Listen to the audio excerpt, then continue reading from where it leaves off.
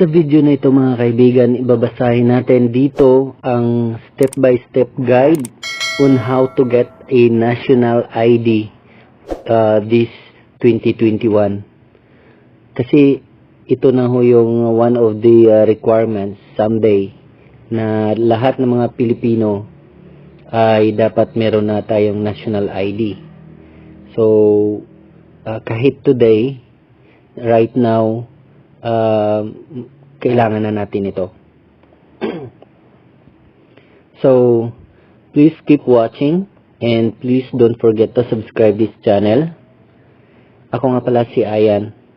Babasahin natin dito sa website ng sugbo.ph a step-by-step guide on how to get a national ID 2021. So, here in Philippine Identification System or Philsys is a centralized identification system of Filipino citizens and residents. Hence, having the national ID or PhilID card required to every Filipino here and abroad, OFWs and dual citizens. It can be used as proof of identification for all transactions in the country, government, agency, or private, and is said to reduce corruption, enhance governance, and improve public safety. So naturally, everyone is clamoring to have that national ID. Philippine Statistics Authority site even had a crash on onslaught of applicants upon opening registration. We don't want to stress you more and present you here a simple step-by-step guide on how to have the coveted ID or more like required ID. Now, how to get the national ID? National ID applicants must follow the 5 easy steps to apply for Philsys. Step 1, pwede ho kayong mag-register online. Meron tayong dito, ayan o. Pakita ko yung link. register.philsys.gov.ph. Ayan. Register your demographic information in PSEA's online portal. Register.philsys.gov.ph for national ID registration.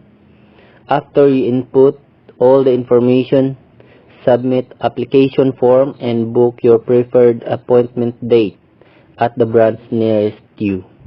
Alright.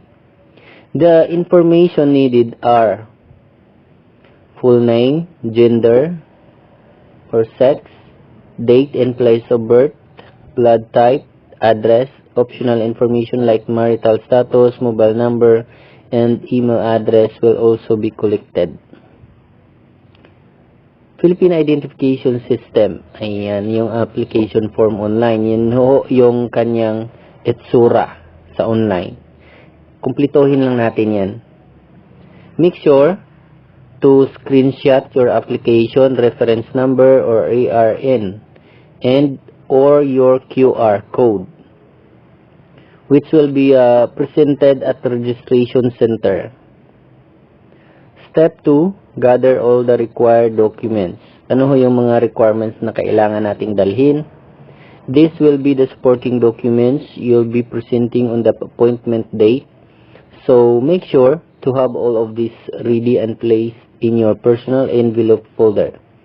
Also make sure to bring the original copy of your documents. Like, ito yung mga required documents.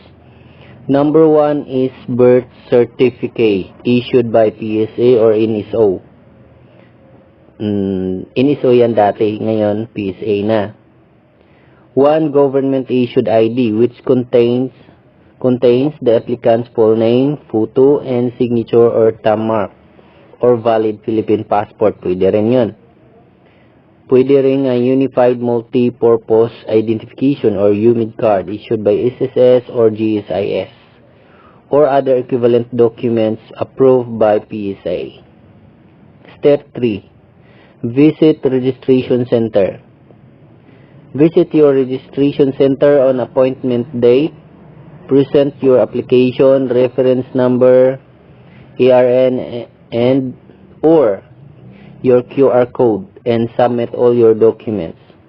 The supporting documents will be used to validate your demographic information on site. After the validation, have your biometric information captured. Puntahan natin ang pinakamalapit na office, okay, ng Philsys office. Biometric information includes like your fingerprint, iris scan, front-facing photograph. Applicants below 5 years of age are not required to have their biometrics taken, only a front-facing photo. Step 4. Wait for national ID to be delivered. Your Philsys number, PSN, and PhilID will be delivered to your address by PhilPost. Present your transaction slip or any valid ID to the courier. Also, your PhilID is not for social media, so don't post it anywhere, as it contains personal information. Note: in case of duplicates, PSN will not be generated yet by the system, and further verification will be conducted by the PSA. Important note: the rates, contact details, and other information indicated in this post are accurate from the time written but changed without sugbos.ph.notice. So maraming salamat po sa sugbo.ph for this information. Credit po ito sa kanila ng sugbo.ph. Ayan guys, please don't forget to subscribe, click the bell icon, and share this video para po marami pong makakuha ng information na ito. This is very helpful. Thank you very much. God bless.